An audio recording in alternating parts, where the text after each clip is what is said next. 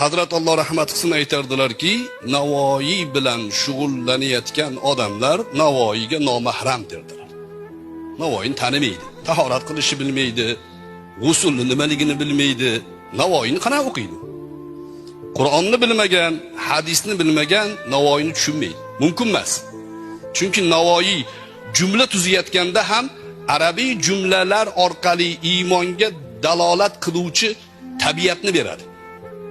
Masalan, bir joyda Navoiy aytadiki, iymon kalimasidagi to'g'ri harf alifni olib tashlasang, iymon yomon bo'lib qoladi deydi.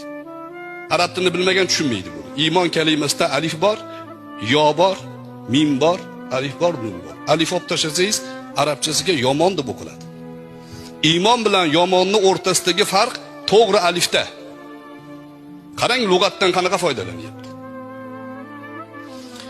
Bir joyda aytadiki, ya'ni biz deydi bu tilni, so'zni, ya'ni qadrini Alloh bilan o'rtamizdagi aloqada ishtirok etganligi bilan bilishimiz kerak deydi.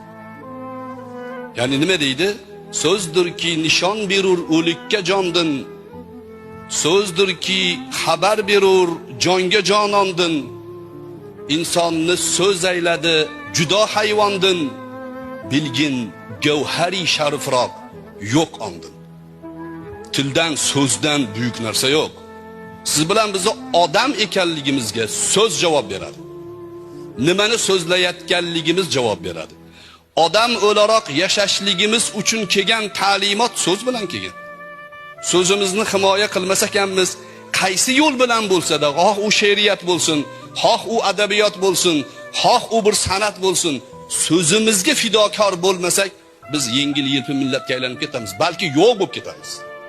Yo'q bo'lib ketgan millatlar yo'qmi dunyoda? Bor, tilini himoya qila olmadi ular. Qadriyatini davom ettira olmadi. Nima uchun Navoiyni eslanaveradi, Navoiy maydonda turaveradi? Navoiyning so'z boyligi Qur'on va sunnatga bog'langan. Qur'on qiyomatgacha o'zgartirib bo'lmaydi. Qur'onning himoyachilari, unga iymon keltirgan qavmlar ojiz bo'lsalarda Qur'onga hech kimning kuchi yetmaydi. Shuning uchun Qur'onga bog'lanish, uni ma'nosiga so'z orqali aloqador bo'lish bizni burchimiz, bilganlarning burchi.